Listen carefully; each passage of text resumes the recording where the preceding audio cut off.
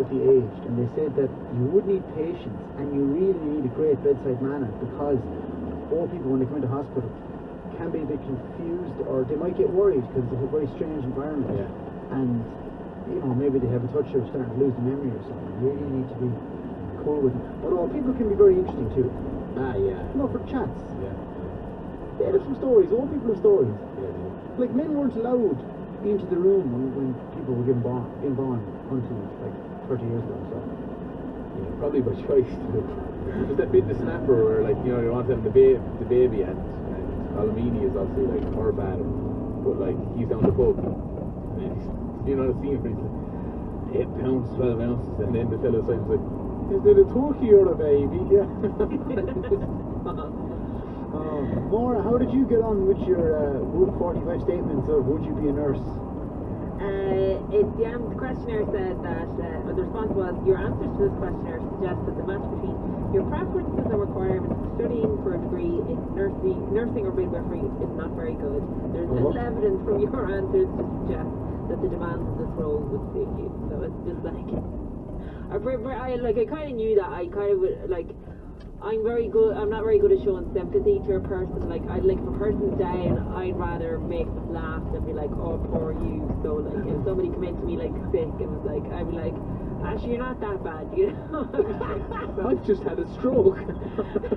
Stroke of luck?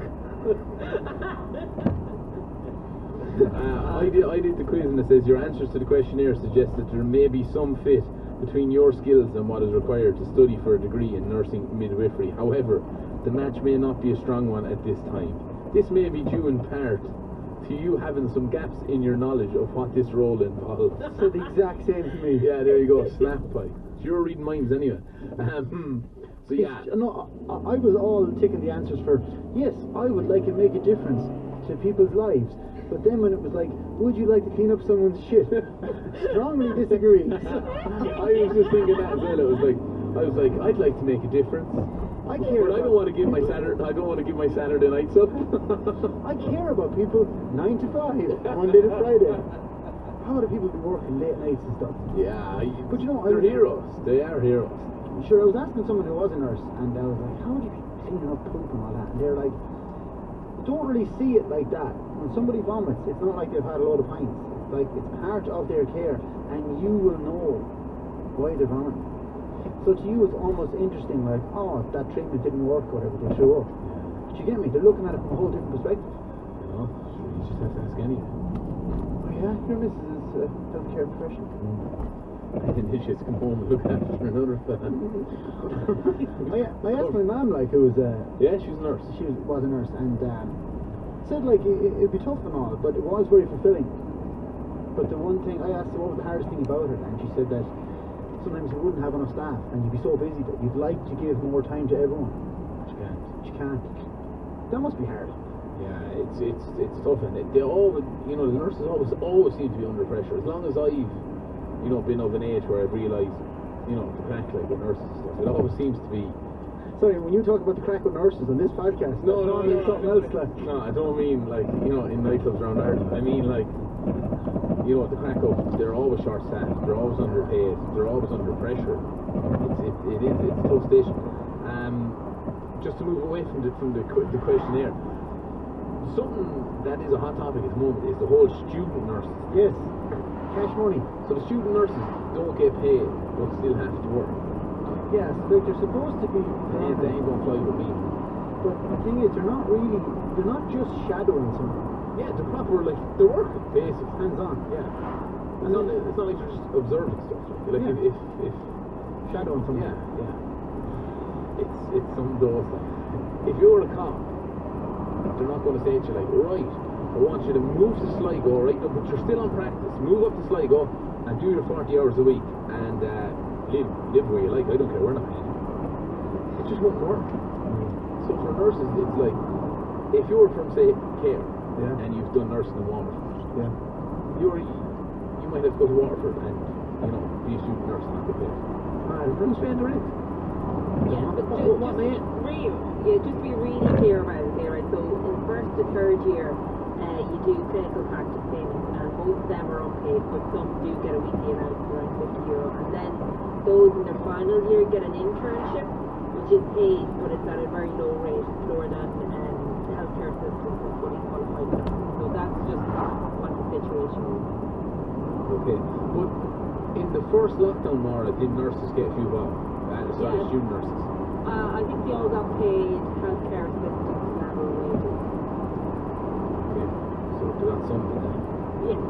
Like in an apprenticeship, you start on lower wages because you don't have big responsibility. Yeah, and I understand that. But you are hands on. There's no apprentice twiddling his thumbs. You could be an apprentice carpenter and do the first year, sweeping floors or something, but you're doing something. It's a really tough job. I don't think I have the compassion for it, and I don't think I'd have the cojones either if you were to go and tell breaks about bad news or something. Because I can't tell anybody bad news.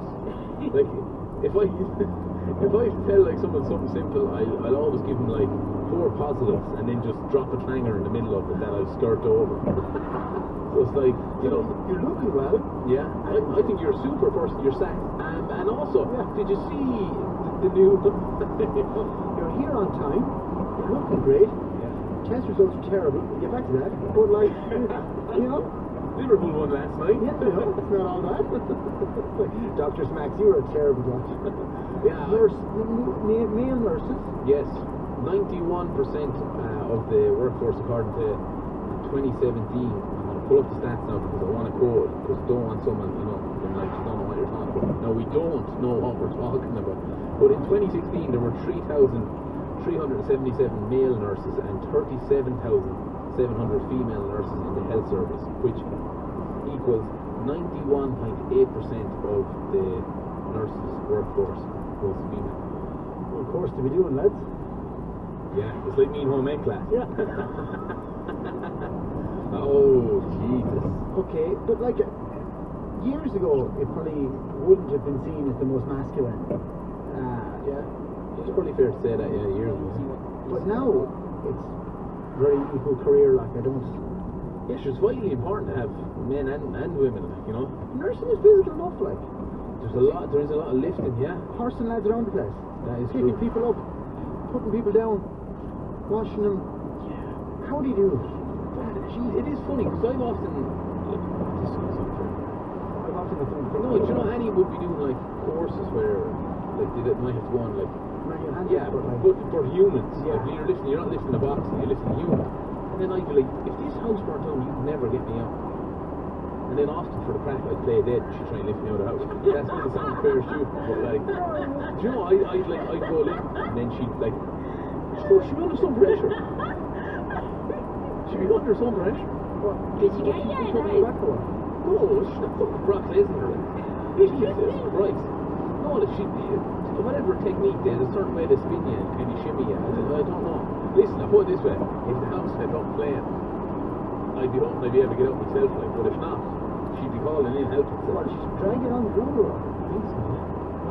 You were there, what do you mean?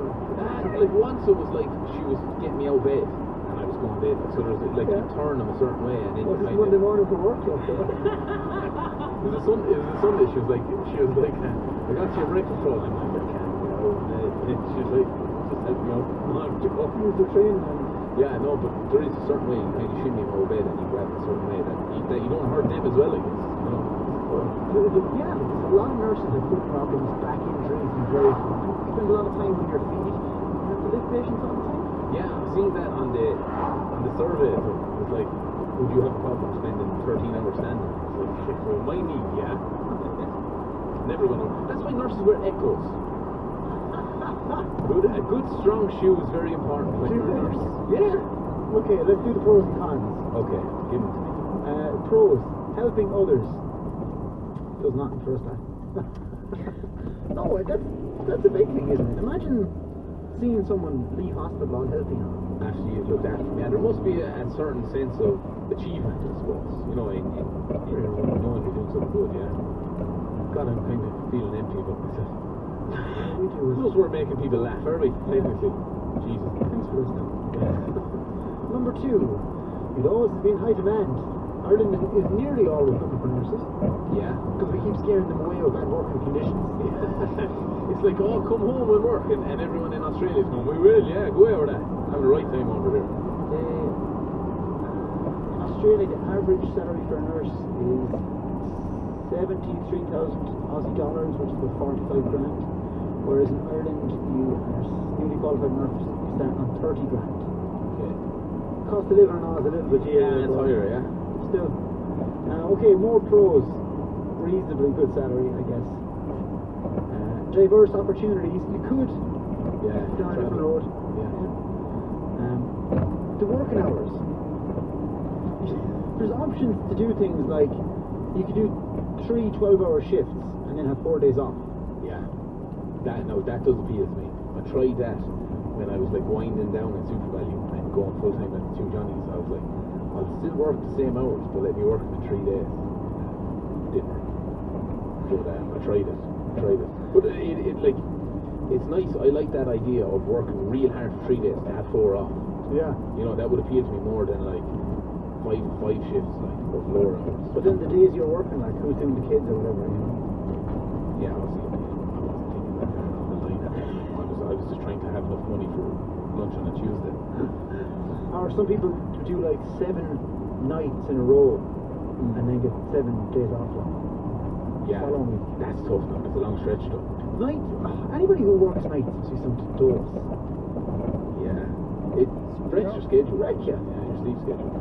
Number 6 on this list is it's a trusted profession. Like, as in people will trust you. Also, just on that, like, if you're going for a loan or something, Yeah. you're going to give a nurse a loan, aren't you? God, I hope so. Yeah, you know, they're trustworthy. Like, if you're in the local credit union now and you're the boss man, and someone comes in and says, I'm looking for a loan, like, I run a snooker hall. You know, you'd be like, don't know about that. Like, you know, how in demand are snooker halls at the moment.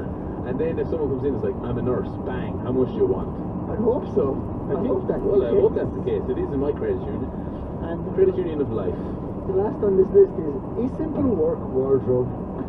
I don't think anyone's choosing to be a nurse because it's got a simple work wardrobe. The outfit can be nice. Yeah, I like the nurses who sometimes, it's mostly pediatrics, where they wear like really colourful Scrubs. yeah. Yeah. Yeah, that's class. Yeah, if I was in that, I'd have the maddest pair of Should scrubs. be like Ace Ventura. Yeah. Scrubs. Yeah. You want some cons?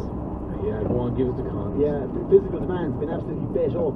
Long hours, exposure to viruses. Not one I saw coming. Well, this year maybe. Yeah, that is true. Stress and depression, emotional burnout. Do you know what I mean? Do you know people like who are sick and maybe dying or something? Well, like, sad cases, you know? but it must be tough if you're after doing a 12-hour shift and the patient you've been looking after dies. You'd be coming home, like, there's no way you'd be closing the door, like, you know, clocking out and being like, Hey! party time, it's the weekend, Maura, Jimmy and Shamey all died inside. They're all dead. Sure, there were no relation. Yeah, we'll have a right time. Get the drinks in.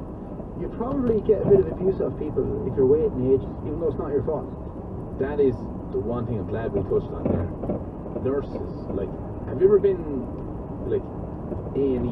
Late at night. Oh, Jesus Christ. Late at night. Those nurses get some abuse. And it's not their fault. No. I was in there I got a slap one night and I was in there in A&E getting my head checked. They found no brain, safe enough. And like load of drunk people in there abused. And especially if, like, I remember one time going to get a cast on my arm. And like, the nurses would be there and they'd be calling whoever's next. And there was a massive queue and my mother, she killed me. You know the way they have like a big stack of files?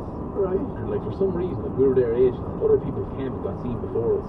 You know, the mother's like, what's going on here? You know, so she asked the nurse like, oh, we get you when we can. Mother was like, yeah, fair enough.